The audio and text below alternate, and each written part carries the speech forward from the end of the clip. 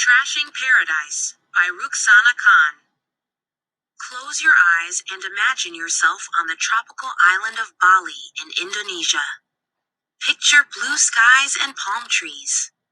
Think of white sand that runs through your fingers like powder. The smell of orchids and coconuts mingles with the gentle breeze from the Indian Ocean. Gigantic aqua waves curl offshore. People swim, surf, snorkel, and soak in the tropical vibes. That's the Bali many people see in their mind's eye. It's the Bali that existed for most of the island's history. Now picture another version of Bali. This one is marred by trash. Waste is piled high on roadsides. It floats in the aqua ocean and washes up on the white sand beaches. The smell of garbage replaces the scent of flowers. Unfortunately, this is the reality of Bali today. Garbage, particularly in the form of plastic waste, is turning this one-time paradise into an environmental nightmare. For most of its history, Bali really was a paradise. The Balinese people created little or no trash. They used cloth bags to carry what they needed. They used banana leaves, coconut shells, and other natural items as wrappings and plates for their food. Most of what they threw out was biodegradable. That means it decomposed or rotted. It didn't create pollution. Bali's environment was in balance. Then convenience came to Bali. It came in the form of disposable plastic containers, plastic bags, and other non-biodegradable products. Soon everyone was drinking from plastic bottles. Store clerks were putting even the smallest purchase, say a pack of chewing gum, into its own plastic bag. The same thing was happening all around the world, of course, including the United States. Plastic in particular proved hard to resist. It's durable, lightweight, and waterproof. Almost overnight, plastic bags became a basic convenience of modern life. Few knew about or took the time to ask about the consequences of convenience. Plastic is made from chemicals. Scientists take the chemicals from crude oil found deep inside the ground. Then they change the chemicals through reactions with other chemicals. That's how they make polyurethane and other types of plastic. To make plastic bags, polyurethane is formed into pellets. Then the pellets are melted into a thin film. Machines cut the film into bags. The problem is that all plastics are different from anything that occurs in nature. That means nature doesn't have an easy way to break them down. In fact, it can take hundreds or thousands of years for plastic to biodegrade. And in some cases, it never does. Disposable plastic items do not break down the way objects made of natural materials do. For several reasons, Bali has felt the effects of our throwaway, plastic-loving culture more harshly and more visibly than many other places.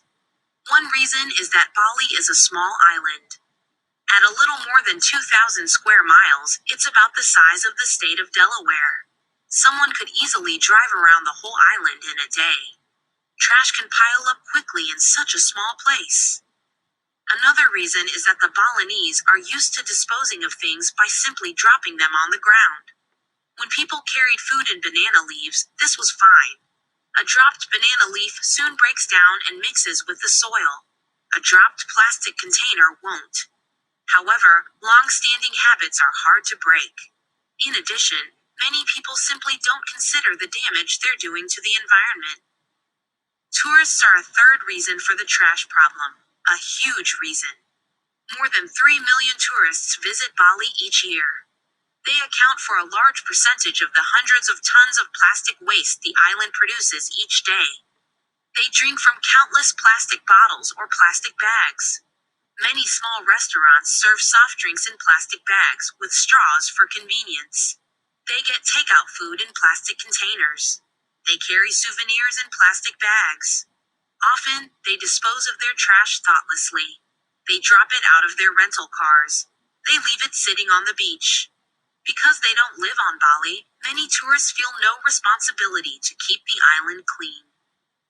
Then again, there really isn't any good way to dispose of garbage on the island.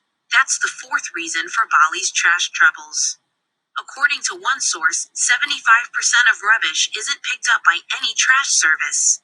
Bali's refuse collection and disposal services simply can't keep up with all the garbage produced by residents and tourists. How much garbage? According to the nonprofit ROLE, Rivers, Oceans, Lands, Ecology, an Indonesian organization that works to protect the environment, the average person on Bali produces about 6 pounds of potentially harmful solid waste per day. That's more than twice as much as the average person in Indonesia's capital city, Jakarta.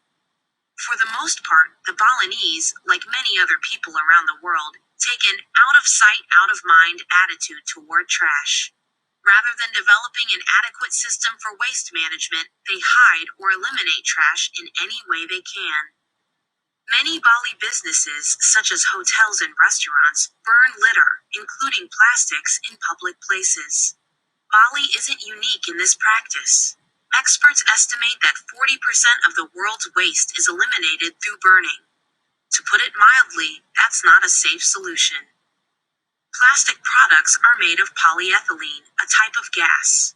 Burning plastic releases toxic chemicals called dioxins into the air, which carries them short or long distances to contaminate both land and water.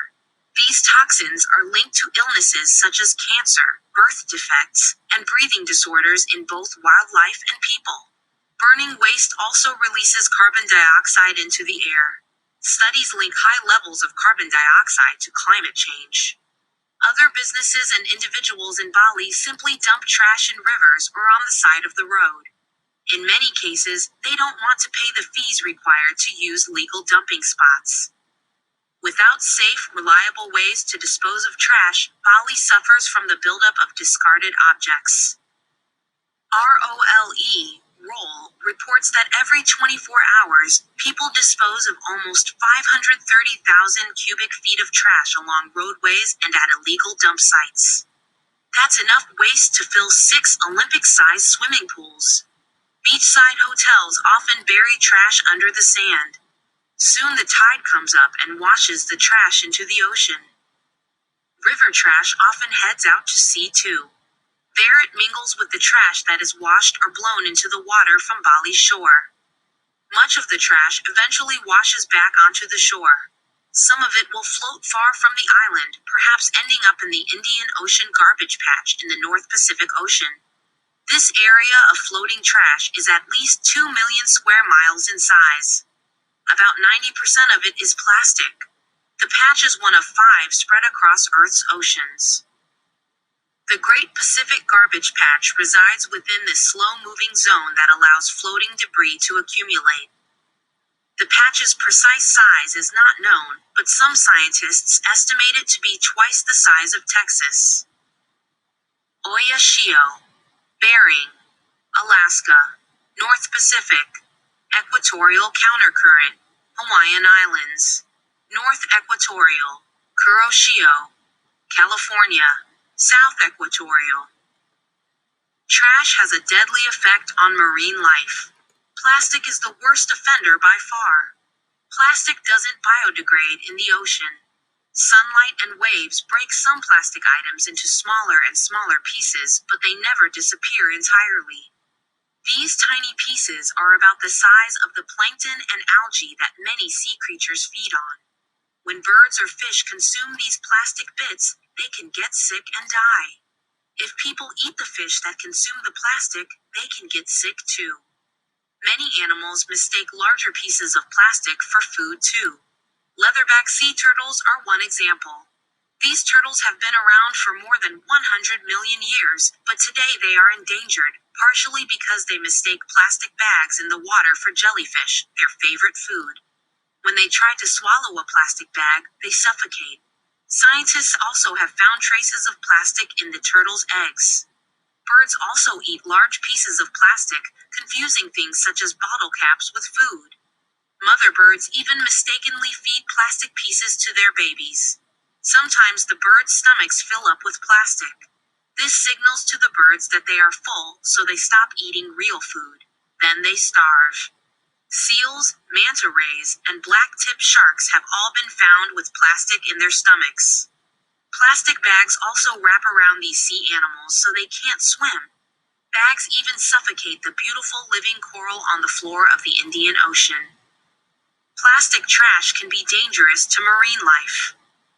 Nature does its share to make Bali's trash problem worse, or at least more obvious. Because Bali is a tropical island, it's greatly affected by the tides and by seasonal weather patterns. During Bali's rainy season, much of the island's trash washes out to sea. Then during the winter season, from December to February or March, wind, waves, and strong currents drive the trash back to shore. It washes up on the sand or bobs nearby in the water. That's why winter in Bali has come to be known as trash season. The cycle repeats every year. However, the amount of trash that goes out and comes back in gets bigger and bigger. It never goes away entirely. Needless to say, all this garbage is bad for Bali's tourism business. No one wants to swim, snorkel, surf, or sunbathe at trash-infested beaches. A decrease in tourists might help slow the buildup of trash, but it would also damage the island's economy. Much of Bali's economy is based on tourist dollars. Tourists support many stores, restaurants, hotels, and other businesses on the island. Those who fish, whether to feed their families or to make a living, suffer from the trash problem too. Anyone aware of the effects of plastic on fish will hesitate to eat seafood from the water surrounding Bali. In addition, plastic gets tangled in fishing nets. It also damages boat propellers and other equipment. The Balinese government was slow to address the island's trash problem. It was also seemingly slow to understand the causes.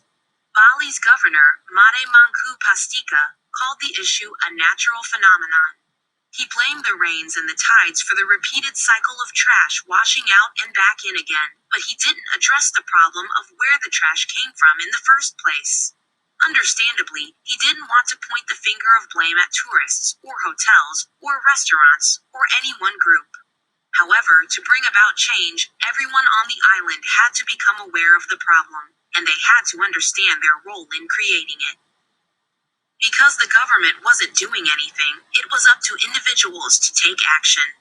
In 2013, a pair of sisters named Melati and Isabel Wijsen, then ages 13 and 10, stepped up to help their island. They were appalled by the plastic waste piling up and washing up around them. They wanted to convince people to change their trash-making ways. At first, they weren't sure how to tackle such an enormous issue. Then the girls decided to focus on one crucial part of the problem: plastic bags. In Melati and Isabel's view, the bags were not only deadly but also entirely unnecessary. The sisters named their project Bye Bye Plastic Bags. They found a group of like-minded kids to work with them. Then they created petitions and developed educational presentations to raise awareness. They spoke at markets and festivals. They held beach cleanup events. They gave out net bags and bags made of recycled newspaper and other organic materials to replace plastic. Then Melati and Isabel made a video to showcase the problem. The nonprofit organization TED, which stands for Technology, Entertainment, and Design, saw the video. They contacted the girls and asked them to give a talk in London. The talk was recorded and viewed by people around the world. Melati and Isabel got people to pay attention. That was the first crucial step to making real change in Bali. The sisters talked to the head of the United Nations and to Jane Goodall, who gave advice about how to grow a network of followers and activists. Finally, they even got the governor of Bali on their side.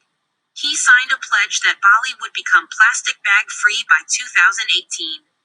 In 2016, officials at Bali's airport started making sure that tourists weren't bringing plastic bags to the island. Melati and Isabel's project spread from Bali to other parts of Indonesia. Today, many Indonesian cities are working to eliminate plastic bags. In a number of places, people must pay a fee to get a plastic bag at a store. This policy has proved very effective in getting people to bring their own cloth or recycled bags when they shop. The sisters are now focused on creating an educational book for elementary school students.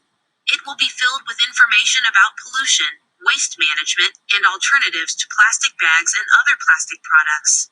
Melati noted, change doesn't happen if no one is educated. Many other individuals and organizations are now taking action too. For example, groups of surfers and companies that sell surfing equipment have organized regular beach cleanup days on Bali. In one recent event, they cleaned up more than 1 million pounds of trash from Bali's Kuta, Legion, Seminyak, Jimbaran, and Kaindonganan beaches. Other organizations, such as the nonprofit group Bali Focus, are sharing the message, Free Bali from Plastic. They're encouraging both residents and tourists to find alternatives to waste products. Bali Focus and other local organizations are also working to develop better waste management facilities for the island. Individuals can join together and work to make a positive change in the environment. Bali's future depends on the work of these individuals and groups. It also depends on the cooperation of Bali's residents and its visitors. Environmentalists now urge tourists to plan ahead to make their visit as eco-friendly as possible. Before booking a room, for example, tourists should check to make sure their hotel follows proper waste management procedures. Because foreigners shouldn't drink local water, which might make them sick, they should also check to see whether hotels have dispensers for boiled water, which is safe to drink. That way they can avoid buying bottle after bottle of water from the local stores. Every choice and every change, small or large, from refusing a plastic drinking straw to building a new waste treatment facility, can help make Bali a cleaner place to visit and to live. If everyone works together, one day the island may again become a real-life paradise.